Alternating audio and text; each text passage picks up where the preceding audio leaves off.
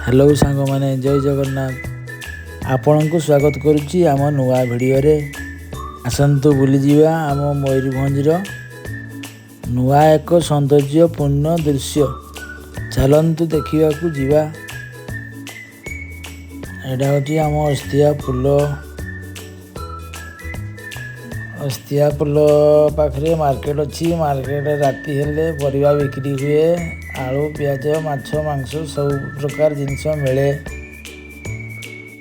अस्तिया पुल right side को जीवा।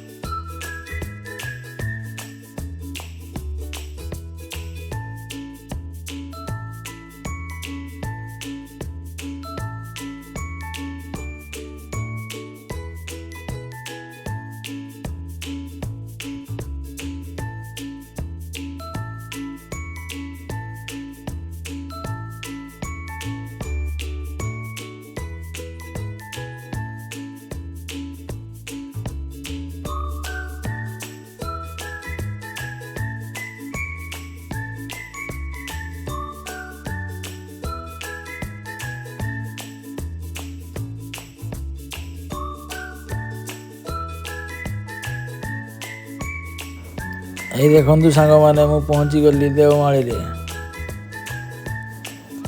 କେତେ ସୁନ୍ଦର ଏଇଠି ଚାଷ କରାହେଇଛି ଦେଖନ୍ତୁ। କେତେ ସୁନ୍ଦର ଜାଗା। ଏଇଠିକୁ ଆସିଲେ ଆପଣଙ୍କ ଆତ୍ମା ଶାନ୍ତି ହେଇଯିବ ପୁରା।